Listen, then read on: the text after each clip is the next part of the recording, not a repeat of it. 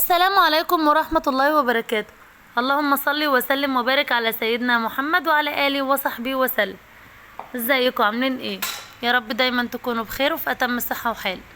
شايفين الجمال ده؟ نعمل مع بعض النهاردة المكرونة المبكبكة بكل سهولة، وكل حاجة نحطها ني في ني، المكرونة من غير سليق، وهنخرط معاه خضار وبصل وحاجات جميلة قوي قوي هتعجبكم ان شاء الله. يلا بينا نشوف معانا مقادير ايه وهنبدأ ازاي. اول حاجة معايا قرنين فلفل اخضر، عايزينهم بقى حامي، عايزاهم رومي، زي ما انت عاوزة، زي ما انت حابة. هخرطهم بقى خرط صغيرة خالص كده زي ما انتوا شايفين.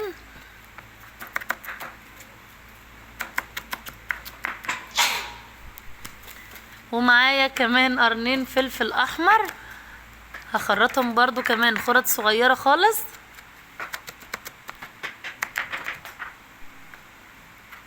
ومعايا طماطمتين حجم وسط كده، هخرطهم برضو خرط زي السلطة كده صغيرة.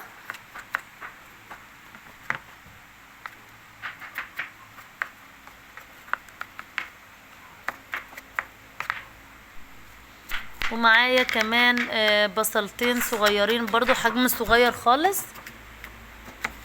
هخرطهم بقى. البصل بالاخص لازم يكون ناعم جدا، خرط صغيرة قوي قوي قوي، علشان طبعا ما ياخدش معايا وقت في السوى. يعني الطماطم والفلفل والحاجات دي بتستوي بسرعة، والمكرونة كمان يعني غلوتين اتنين وتلاقيها استوت، فلازم البصل بتاعك يكون ناعم شوية. ومعايا بقى 3 فصوص توم كده، يا دوب هكسرهم نصين، مش هخرطهم ولا حاجة، هاخد ريحتهم بس معايا في المكرونة. هنروح بقى على البوتاجاز بتاعنا ونجهز المكرونة بتاعنا. معايا كوبايتين مكرونة زي ما انتوا شايفين كده، مكرونة من اللي هي الصغيرة دي، ودي الحاجات اللي احنا خرطناها مع بعض. هنزل بقى فوقها على طول بالطماطم والفلفل الاحمر والفلفل الاخضر والبصل، كل ده احطه طري كده وني في ني. وكمان كام فص توم اللي احنا يا دوب كسرناهم كده نحطهم، ومكعب ماجي. ومعايا ملح، التوابل بتاعتي بقى ملح وفلفل وكمون و7 بهارات وشوية كزبرة ناشفة وبابريكا ومعلقتين من الصلصة، صلصة جاهزة، الصلصة اللي هي المعلبة دي. ومعايا كوبايتين مية. وهنا بقى حطيت معلقة كركم، علشان هي بتبقى يعني حمرة على صفرة كده، بيبقى يعني لونها تحسه محمر، وبرضو في نفس الوقت فيه صفار شوية كده، فحطينا بقى معلقة الكركم عشان تدينا اللون الاصفر. وحسيت ان هي محتاجة مية، هنا حطيت كمان كوباية مية.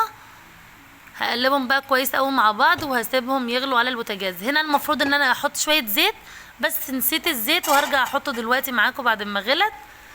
المفروض ان انتوا تحطوه مع الحاجات من الاول، مع الطماطم والبصل والفلفل، وانتوا بتحطوه على المكرونة تحطوا شوية زيت، معلقتين كبار كده زيت. اوعوا تنسوه، زي انا هنا افتكرت اهوت فحطيته. هديلها تقليبه بقى، ومن وقت للتاني كده هقلبها علشان المكرونه ما تمسكش في بعضها.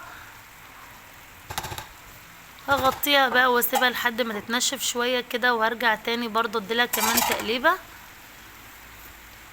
وطول ما انت بتقلبي بقى حسيت ان هي محتاجه معاكي ميه، حطي يعني حطي ربع كوبايه بربع كوبايه كده لحد ما تستوي معاكي، وتبقى تاخد القوام اللي انت عاوزاه يعني، او اللي انتوا هتشوفوه معايا دلوقتي.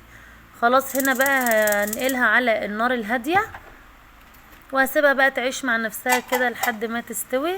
هنا خلاص كانت استوت، شايفين البكبكة اللي فيها دي؟ شايفين احنا عايزين المكرونة كده بقى، مش عايزين ننشفها قوي. طبعا المكرونة بتاعتي معايا مستوية جدا، والخضار بتاعي اللي انا حطيته كله مستوي، وهنقدمها بقى بالشكل الجميل اللي انتوا شايفينه ده. ريحتها تحفة تحفة يا بنات، والله العظيم جميلة جدا جدا. اعتمد الطريقة دي وان شاء الله هتعجبك قوي قوي قوي. شايفين جمال المكرونة، وفيها صوص بسيط كده، وطعمها وريحتها تحفة تحفة تحفة. ولا تسلقي مكرونة بقى ولا تتعبي نفسك،